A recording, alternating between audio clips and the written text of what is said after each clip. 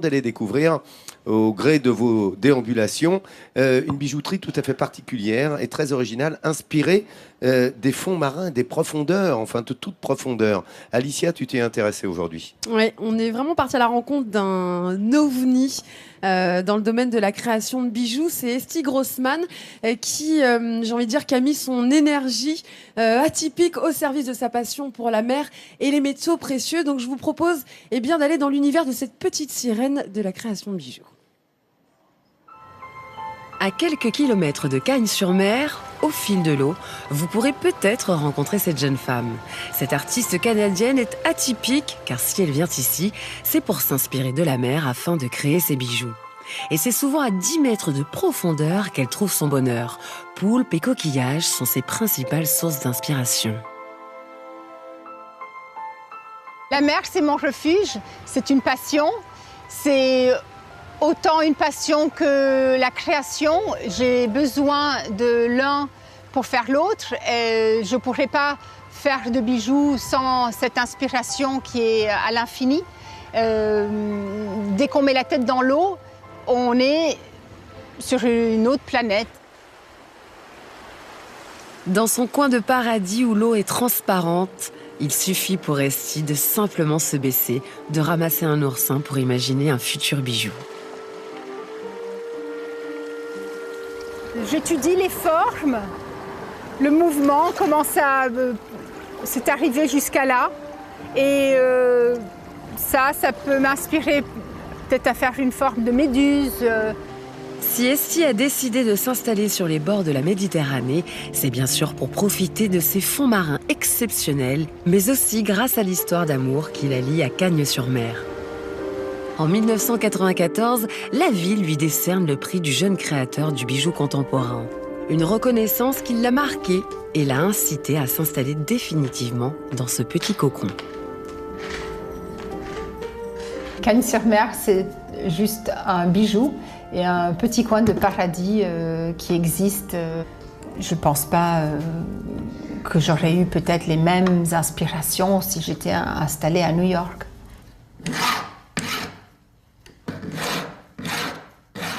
Dans son petit atelier, les créations d'Esti nous plongent 20 milieux sous les mers. Méduses en cuivre, bagues aux perles précieuses ou encore colliers qui rappellent les algues, la mer représente pour elle une source d'inspiration infinie. Et pour créer un bijou, la première étape, c'est le dessin. Et j'ai étudié le mouvement d'une pierre qui tombe dans l'eau, qui ne tombe jamais tout droit. Elle ondule comme ça et elle fait des vagues. Et donc j'ai pris ce mouvement et je l'ai ramené dans un cercle. Après avoir créé un prototype, Esti va le dessiner sur une plaque en argent. Et travailler le métal pour représenter la mer a toujours été une évidence pour elle. Dans l'eau, on peut bouger comme on veut, dans n'importe quelle direction. C'est fluide et je me sens pareil au niveau du métal. Après avoir tracé un cercle au compas pour délimiter la forme de son bijou, elle passe à la découpe, une étape importante pour elle car c'est le moment où tous ses souvenirs de plongée remontent à la surface. C'est vrai que je vais un peu fermer les yeux, essayer de visionner ces bancs de poissons que j'ai vus et je repasse un petit moment comme en plongée sous l'eau et avec une certaine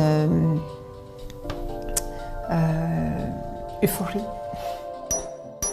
Esti va ensuite poinçonner le métal pendant de longues minutes avant de le marteler, puis de le limer.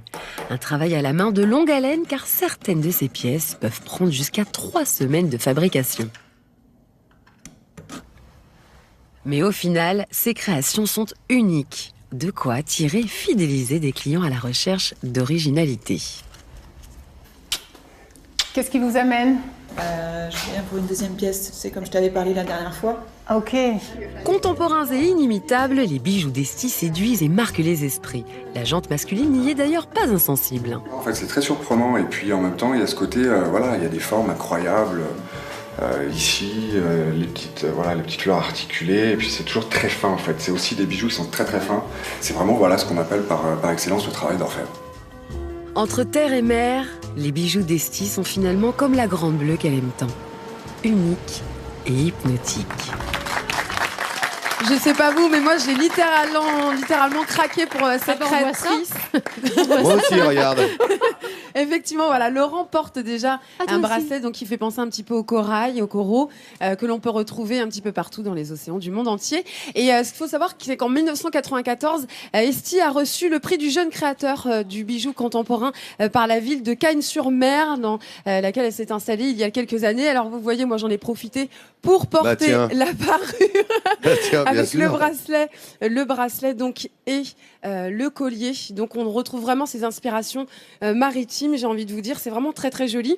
Et là on a donc on va commencer par le petit bijou libellule que je trouve qui est très atypique et on peut voir ici, on retrouve encore des libellules sur la libellule avec des plans qu'on peut retrouver également dans les fonds marins.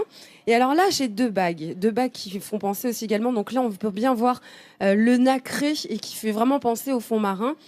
Là, regardez, et vous voyez, si je bouge un petit peu, c'est assez mobile, c'est On a pas l'impression de fixé. voir des anémones de C'est mer pas du tout au fond de fixé. l'eau. Hein, Et alors là où elle a redoublé qui de vogue au gré des créativité flots. et d'inventivité, c'est regardez ce que je vais faire.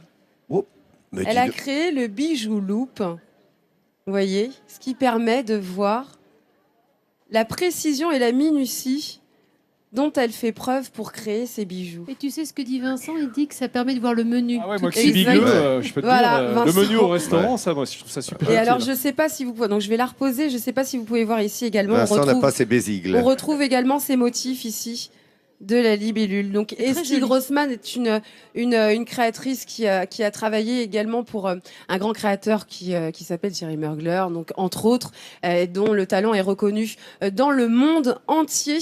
Et nous sommes bien évidemment très heureux de remettre un talent. Voilà, Midi en France, c'est un vrai Made in France Bravo. qui fait partie intégrante de la région. Et voilà, une inventivité, une créativité qui nous vient des fonds marins. Et pour moi, c'est la véritable petite sirène des bijoux de création. Voilà, tout simplement. Merci beaucoup, félicitations.